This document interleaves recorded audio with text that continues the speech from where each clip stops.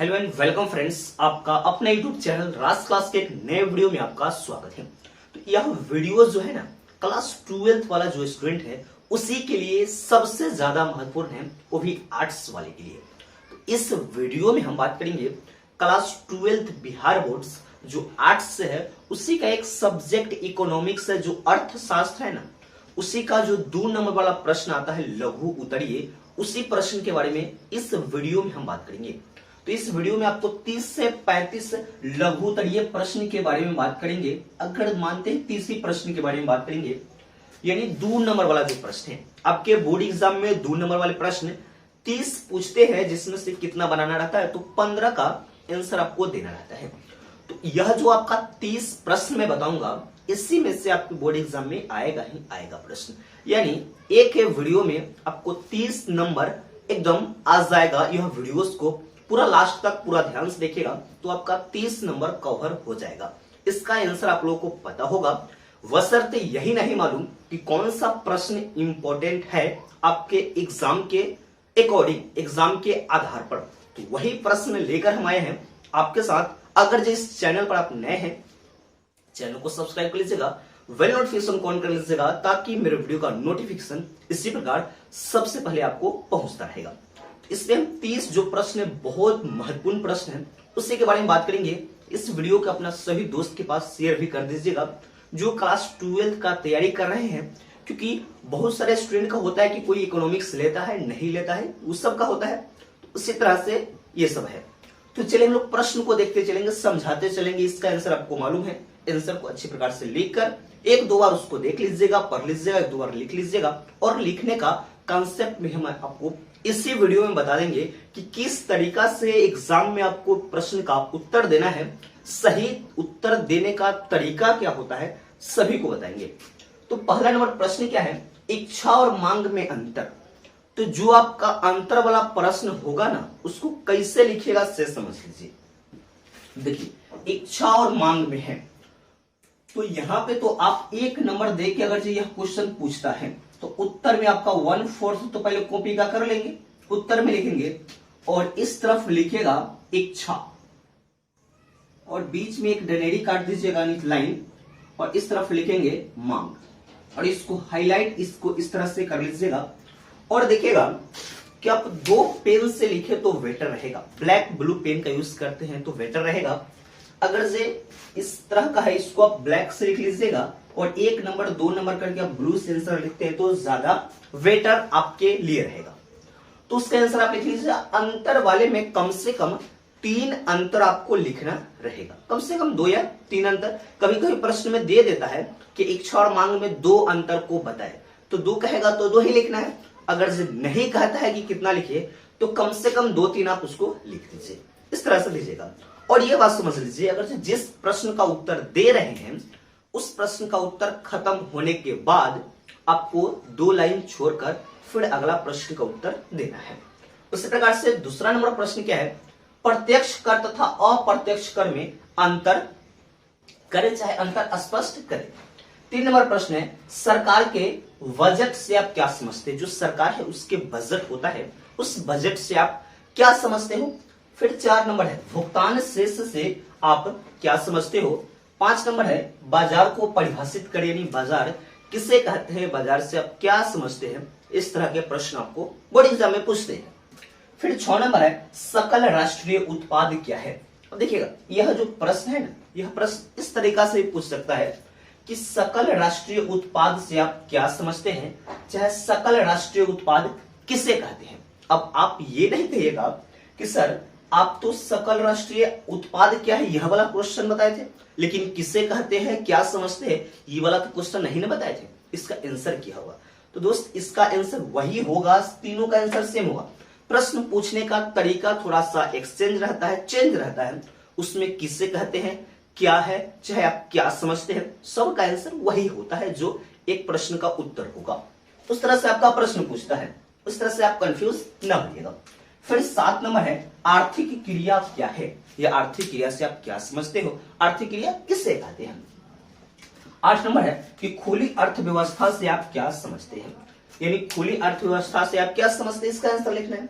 9 number है मौद्रिक नीति क्या है, और 10 नंबर है आय प्रभाव क्या है। ये सब जो प्रश्न है ना आपके लिए सबसे ज्यादा महत्वपूर्ण है।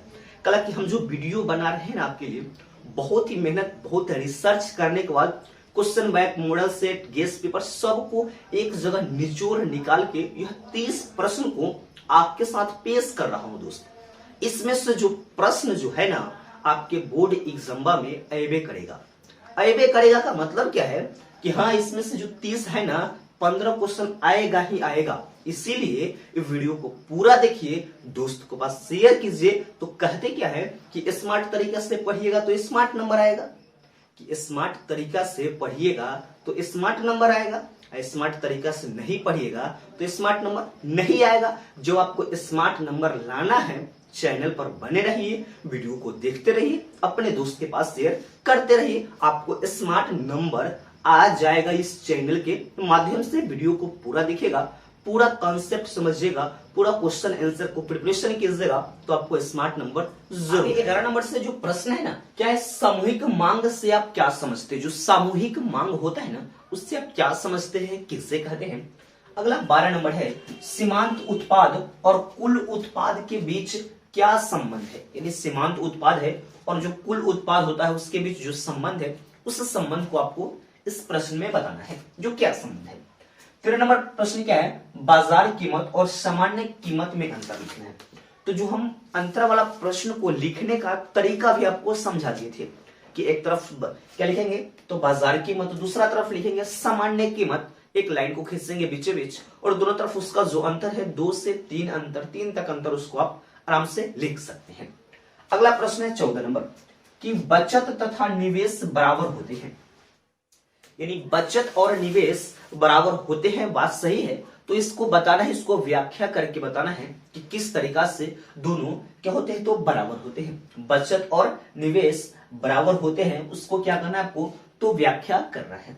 अगला जो 16 नंबर प्रश्न है ना, चाय के 2 पूरक वस्तुओं का उदाहरण दीजिए। जो चाय है उसका 2 पूरक जो वस्तु है उसके बारे में आपको इस प्रश्न में बताना है कि उसकी चाय की 2 पूरक वस्तु क्या है।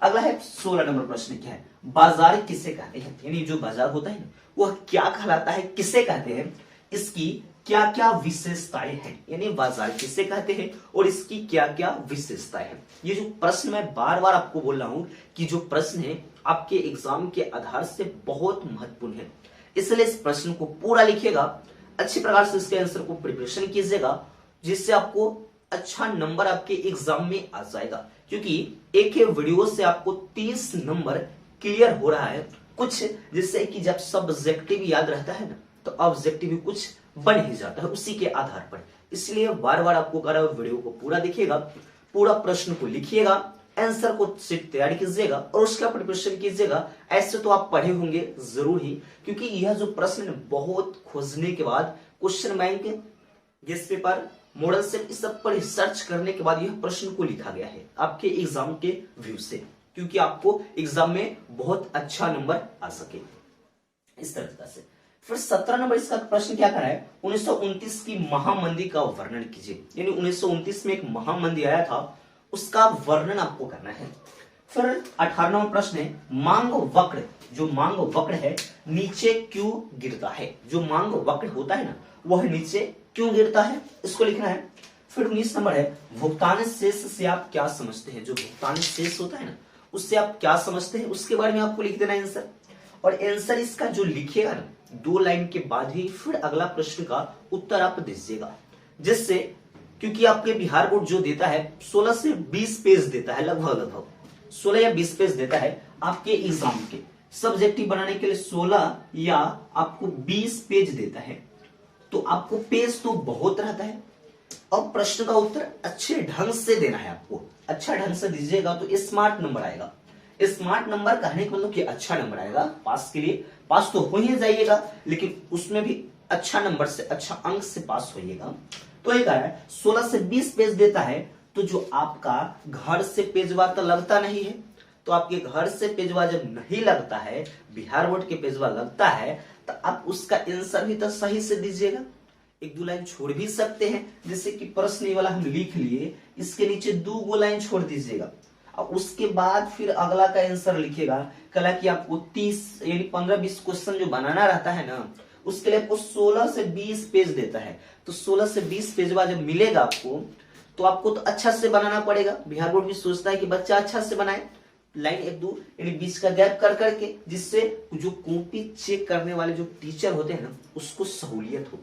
और सबसे ज्यादा सहूलियत कब होता है, इसे जब आप इसका आंसर लिखते हैं 2 लाइन छोड़ के फिर अगला का आंसर लिखते हैं ना, तो सहूलियत होता है। अब उससे भी ज्यादा सहूलियत की बात क्या है, आपका इंप्रेशन टीचर के प्रति बढ़ क्यों जाता है, वह नंबर देने पर टीचर विवश क्यों हो जाता है। इसी तरीका पर और एक और तरीका है जो आप जान लीजिए। जो प्रश्न का उत्तर लिखिएगा ना, तो सीरियल नंबर कोशिश कीजिएगा कि सीरियल नंबर हमारा याद हो। जैसे कि होता क्या है कि अगर जो 11 नंबर है, 11 नंबर आप लिख लिए, फिर आप उसके बाद 16 नंबर लिखे, अब फिर आप 12 नंबर लिखे, तो टीचर समझ जाता है कि लड़का है से गोल मटोल कैले है, यानी चोरी का करके लिखा है। कला की याद रहता लड़का के, तो लड़का पूरा सीरियल नंबर से इसका आंसर लिखता। तो यही बात है कि जो प्रश्न लिखिएगा ना उस सीरियल नंबर से, तो सबसे पहले क्या कीजिएगा, जो प्रश्न पत्र आपको मिलेगा तो उस पर टिक लगाइएगा कि कंफर्म कौन सा याद है जो हम में से दे रहे हैं ना, वो में से क्वेश्चन में आएगा करेगा। क्वेश्चन में को तैयारी कर ले रहिएगा, टिक लगा लीजिएगा कि हाँ ये तो उसी व्यू से लिखेगा। और ज्यादा बेटर में सोचिए कि सीरियल नंबर अगर याद हो तो ज्यादा बेटर हो, और सीरियल नंबर नहीं भी याद हो ना, तो 11 बनाए है ना, 12 नहीं याद है तो 13 बनाइएगा। जब 12वां याद हो जाएगा ना, तो नहीं बनाइएगा, इधर क्वेश्चन को पूरा लीजिएगा। कहला कि जब 12 बना के अब फिर यानी 11 बना के 15 या 13 बना के फिर 12 बनाइएगा ना, उससे क्या होता है, जो टीचर चेक करता है ना, वो एकदम दूसरे सा हो जाता है, जिसके कारण आपको मार्क्स सही से नहीं दे पाता है। नहीं देने का कारण क्या है, वो जानता है कि लड़का जो है ना एग्जाम दे ले है, लिख ले है आंसर, वो गोल मटोल कैले है, यानी चोरी उड़ी कैले है ना, इसीलिए टीचर जो है ना कम नंबर दे देते हैं। ठीक है, अगर जब आप सीरियल वाइज से लिख ले रहेगा तो आपको नंबर भरपूर मिलेगा, और इस तरीका से लिखेगा तो टीचर भी खुश होकर आपको अच्छा नंबर देंगे, जिससे आपको अच्छा अंक प्राप्त होगा। यही बात है। ठीक है, फिर अगला प्रश्न है 20 नंबर, क्या है, मूल्यह्रास से आप क्या समझते हैं, यानी मूल्यह्रास किसे कहते हैं, उससे आप क्या समझते हैं। 21 नंबर है, शाख निर्माण का क्या अभिप्राय है। जो शाख निर्माण है ना, उससे क्या अभिप्राय है, उसके बारे में, चाहे किसे कहते हैं चाहे क्या है, वही चीज यह प्रश्न है। इसको अच्छी प्रकार से याद कीजिएगा, लिख लीजिएगा, आपको एग्जाम में आएगा ही आएगा। ये वीडियो हुआ क्या है ना, अपना दोस्तों के पास शेयर करते रहिएगा, जिससे हमारा भी कुछ भला हो सके। आपका तो भला हम कर ही रहे हैं, आप भी मेरा थोड़ा भला कर दीजिएगा, वीडियो को शेयर कर लीजिएगा। चैनल पर नया है तो सब्सक्राइब कर लीजिएगा, दोस्तों के पास शेयर। अगला 22 नंबर जो क्वेश्चन है, क्या कहा, उपभोक्ता की आय में परिवर्तन का वस्तु की मांग पर पड़ने वाले प्रभावों को समझाना है आपको, यह प्रश्न है। 23 नंबर है, विदेशी मुद्रा की मांग एवं पूर्ति के 3 स्रोत बताइए। यानी विदेशी मुद्रा की जो मांग है वह एवं पूर्ति के 3 स्रोत के बारे में आपको बताना है। 24 नंबर जो प्रश्न है ना, करे किसी वस्तु की पूर्ति तथा स्टॉक में क्या अंतर है। यानी कहने का मतलब किसी वस्तु की जो पूर्ति कर रहे हैं और स्टॉक यानी उसको हम स्टॉक करके रख लेते हैं किसी वस्तु को, उसके बारे में आपको बताना है कि उस दोनों में क्या अंतर होता है। अगला 25 नंबर जो प्रश्न है, एकाधिकार की मुख्य 3 विशेषता बताइए। एकाधिकार की जो 3 विशेषता होता है ना, उसको आपको बताना है इस प्रश्न में। कल कि हम बार बार कह रहे हैं कि प्रश्न को आप लोग अच्छी प्रकार से याद कीजिएगा, अच्छे ढंग से लिखिएगा, और कोई भी प्रश्न लिखिएगा तो सीरियल नंबर से लिखिएगा, लगातार वाला हो सके तो। कहला कि वीडियो में है ना, आपको 30 नंबर कवर करवा रहे हैं। 30 नंबर बहुत बड़ा नंबर होता है एग्जाम के आधार पर, इसीलिए जे प्रश्न का आंसर लिखिएगा, ओकरा नीचे 2 लाइन छोड़ने के बाद ही अगला प्रश्न लिखिएगा। कहला कि आपके घर से तो कॉपी लगता नहीं है, बिहार बोर्ड का कॉपी लगता है, तो आपका उसमें का जाता है 2 लाइन छोड़ ही देने पर। 2 लाइन अगर जो छोड़ देने से आपका 1 नंबर बढ़ जाता है तो वही सही। ठीक है, इसीलिए कहते हैं कि स्मार्ट तरीका से पढ़िएगा तो स्मार्ट नंबर आएगा, स्मार्ट तरीका से नहीं पढ़िएगा तो स्मार्ट नंबर नहीं आएगा।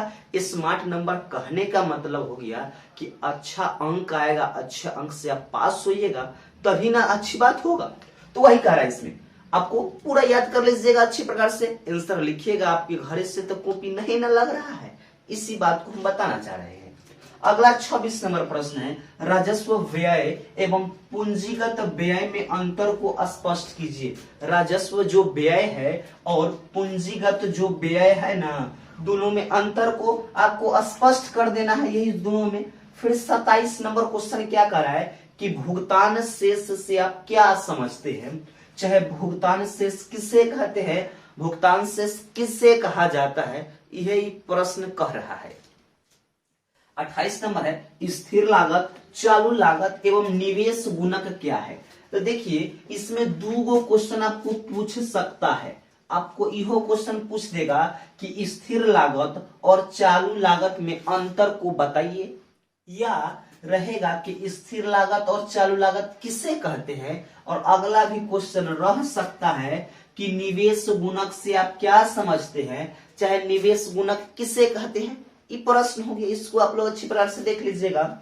और 29 नंबर जो प्रश्न है ना, कह रहा है कि केंद्रीय बैंक अंतिम ऋण दाता है, कथन को स्पष्ट कीजिए। ये बात तो सही है कि कोनो से कर्जा लीजिए, अगर जो नहीं देता है तो अंतिम रास्ता क्या होता है, तो बैंक वे होता है।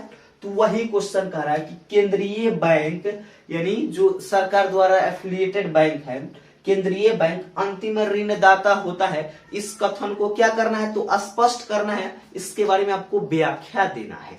अगला 30 नंबर और लास्ट नंबर आपका प्रश्न है, इस अर्थशास्त्र वाला इस वीडियो में क्लास 12 वाला लड़कवा के लिए जो वीडियो हम बना रहे हैं ना, इकोनॉमिक्स अर्थशास्त्र का, उसका ही लास्ट क्वेश्चन है। क्या है, मिश्रित अर्थव्यवस्था क्या है, चाहे मिश्रित अर्थव्यवस्था किसे कहते हैं, इसके दो विशेषता को बताइए, चाहे दो विशेषता को लिखिए।